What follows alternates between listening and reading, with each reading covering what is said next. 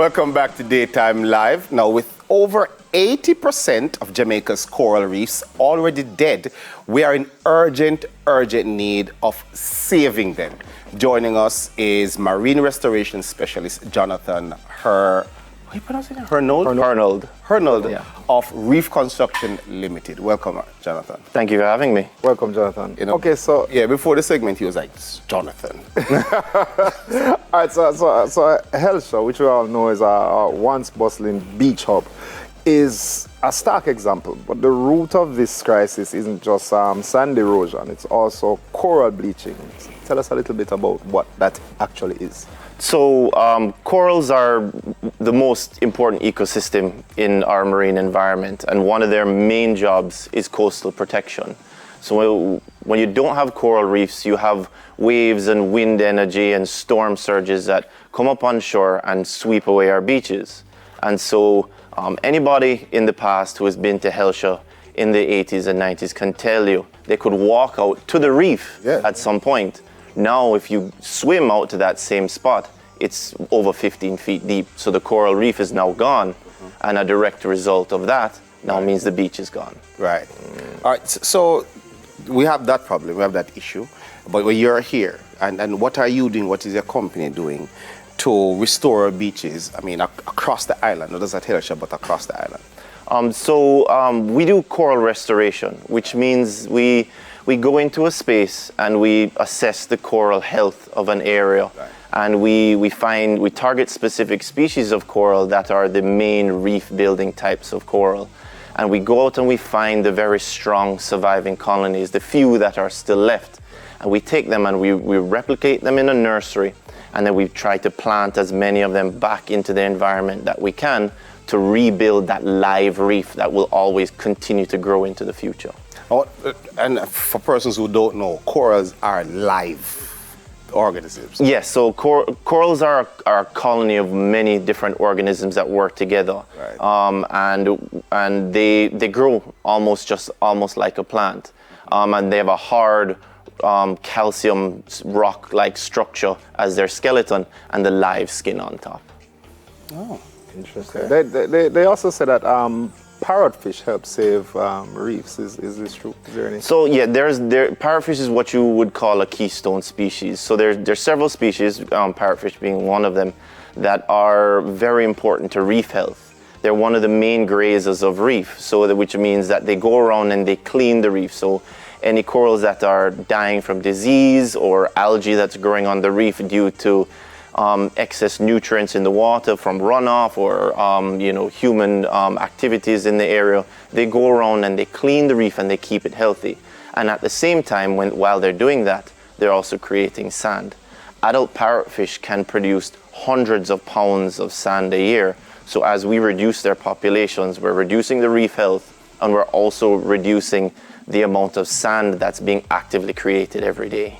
So for the lovers of parrotfish on our plates, we're not necessarily doing the justice by consuming them in large quantities. Unfortunately, no. It's become kind of a staple of our fish food in Jamaica. But parrot and snapper. Yeah, but in the past, you ask anybody from the 70s or 80s that parrotfish was never a part of the diet. It's that we've severely overfished our waters and we've kind of worked our way down the food table and then started eating parrotfish as all of the other species disappeared. This is just a quick question. You said that the coral, you grow them in a nursery. Correct. And then you pretty much implant them. Mm-hmm. How long is that process, that off-site process? When I say off-site, I mean not in the sea itself. Well, it is in the water process. Oh. You can have a land-based nursery, but they're very expensive to operate, as anybody who owns a saltwater fish tank can tell you. Even a small tank costs a lot of money to operate. Operating an in-water nursery is much more cost-effective, and you can kind of expand your operation because you're not limited by space. You're out at sea. And that operation can, depending on the techniques you're using, there's much faster techniques that take around 3 months, and others that take around between 9 and 12 months. And you use the different techniques just based on the needs of the specific area you're in. I mean, it's so easy for people to hear this and start wondering, you know, what will this mean for us, or what will happen to us as a result. But what I tell people all the time is that we are actually happening to the world. Like, people are actually happening to the world. Is there anything that we can do now to reverse these adverse effects that we have caused?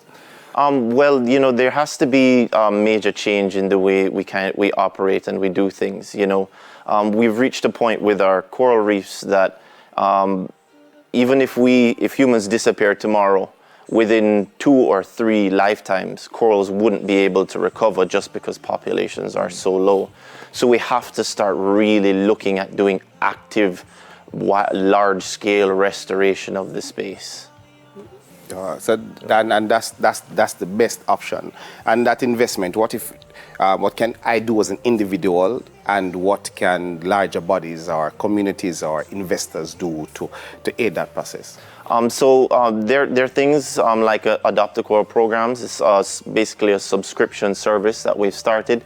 It allows people to kind of have a sense of ownership, but they're also donating to the cost of a restoration program. So when you adopt a coral, you receive a certificate of adoption with your specific coral number, which you can use to track on a map that we provide you exactly the location of where your coral is, and you're sent regular monthly updates about the project and your coral specifically, and how it's doing and how it's affecting the environment.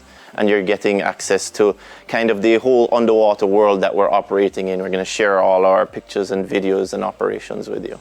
Where can we go? I'm sure you have a website, or where can we go to access Adopt a Coral. Yeah, Adopt a Coral. Yeah, you can go to reefconstructionlimited.com, and there's an Adopt a Coral page, and just click on the link. And you can do everything online or in any way that's convenient to you. We'll facilitate in any way. And it's not just for individuals as well. You know, we welcome corporate sponsorships. Our main project right now is in the islands outside of Kingston Harbour called the Port Royal Keys. So we have a large project operating in the area that has been funded by the National Conservation Trust Fund of Jamaica. But grant funding is time limited, and so we need lots of partnerships and public participation in order to have the program continue into the future.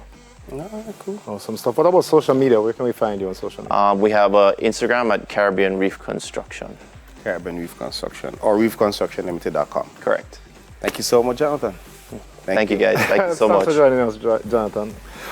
All right, so Daytime Live will be right back, and when we come back, we have a throwback music video from Richie Spice. Pick up yourself, my general. Deeply inland. Let me see your hands up right now. Hands up, everybody now. Let me see.